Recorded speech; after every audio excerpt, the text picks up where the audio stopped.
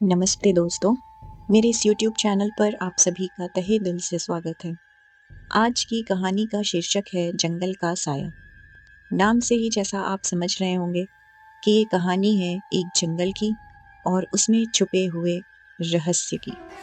तो आइए आज मैं आपको एक रहस्यमयी कहानी की ओर ले चलती हूँ। कहानी शुरू होती है सन 1865 के एक जंगल से, जो कि अवध के इलाके में फैला हुआ था। बहुत ही घना जंगल चारों तरफ से फैला हुआ और अब सूरज की आखिरी किरणें भी ढल चुकी थी। पेड़ों के बीच से छनकर आती हल्की चांदनी और झाड़ियों से उठती ठंडी नमी भरी हवा। ब्रिटिश अफसरों का एक दल आज शिकार पर निकला था। कर्नल हैरिसन घोड़े पर सवार और उनके पीछे थे लेफ्टिनेंट जॉर्ज और कुछ सैनिक। इन लोगों के साथ एक दुबला पतला भारतीय गाइड भी था, जो वहीं पास के गांव का था, जिसे जंगल के बारे में सब कुछ पता था। जंगल में प्रवेश करते ही एक अजीब सा सन्नाटा छा गया और पता नहीं क्यों उस गाइड के चेहरे पे डर के भाव उभर आए थे। उस गाइड ने डरते हुए कहा, साहब, इस जंगल में शिकार करना शुभ नहीं। लोग कहते हैं यहाँ आत्मा बाघ रहता है। वो किसी इंसान की आत्मा है जिसे अन्याय और धोखे से मारा गया था।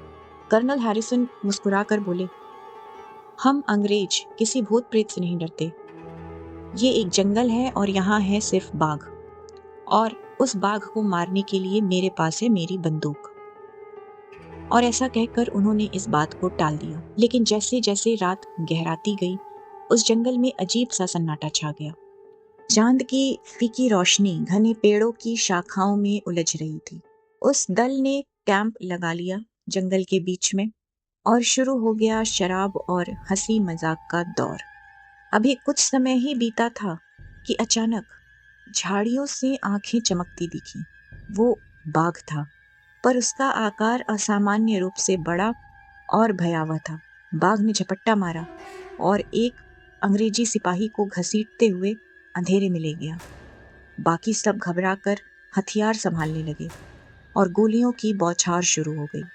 पर हर बार बाघ साया बनकर गायब हो जाता, लेकिन उसकी गरज और सिपाही की चीखें गूंजती रहती।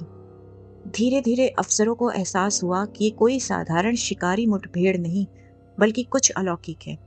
गाइड ने हाथ जोड़कर कहा, साहब, इसे गोली से नहीं मारा जा सकता।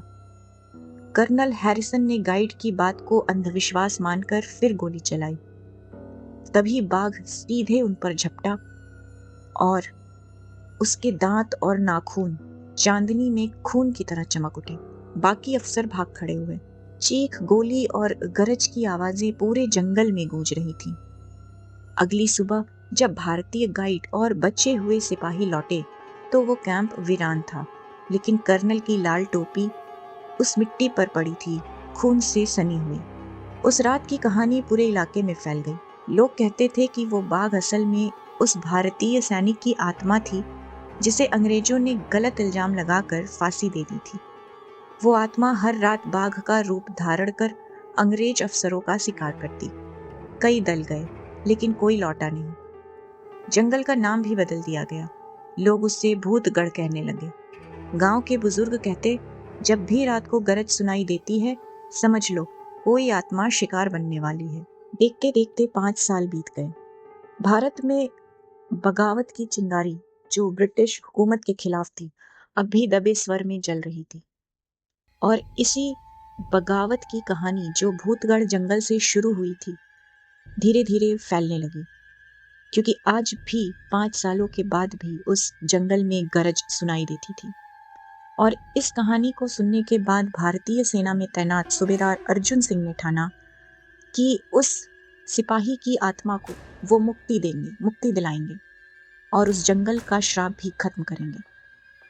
अर्जुन सिंह गांव पहुंचा और वहां के बुजुर्गों से सुना कि अब भी रात को बाघ की गर्जना सुनाई देती है। अर्जुन सिंह ने दृढ़ स्वर में बोला, अगर वो आत्मा न्याय चाहती है तो उसे मुक्त कराना मेरा धर्म है, और अगर वह दानव है तो उसका अंत करना भी मेरा कर्तव्य है।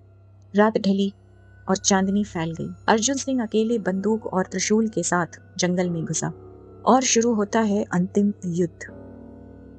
अर्जुन सिंह के जंगल में घुसते ही जैसे जैसे जंगल गहराता गया वैसे वैसे गर्जना गूंजने लगी। वही गर्जना जिसने कई अंग्रेजों को मौत के घाट उतारा था। और तभी धुंध से एक विशालकाय बाघ उभरा। उसकी आंखें अंगारे की तरह लाल थीं और दांत खून से सने हुए। अर्जुन सिंह ने गरजते हुए बोला, आजा, देख, तेरे सामने अब कोई अंग्रेज नहीं, तेरे सामने तेरी मिट्टी का बेटा खड़ा है। बाघ झपटा, गोली चली, लेकिन असर नहीं हुआ। और तभी अर्जुन सिंह ने बड़ी फुर्ती के साथ त्रिशूल उठाया और मंत्र बुदबुदाते हुए पूरे बल से उस बाघ के दिल में त्रिशूल को भोंक दिया। भयानक गर्जना हुई। बाघ जमीन पर गिरा और तड़पने लगा और धीरे धीरे धुंध में बदल गया। और उस धुंध से एक सिपाही की आत्मा निकली, सफेद कपड़े पहने, हाथ जोड़े। आत्मा ने मध्यम स्वर में बोला, धन्यवाद वीर, तूने मुझे मुक्ति दी, मेरा श्राप अब समाप्त हुआ। और वो आकृति आकाश की ओर विलीन हो गई। सुबह गांव वाले पहुंचे तो देखा अर्जुन सिंह त्रिशूल पर खून के धब्बों के साथ खड़ा था।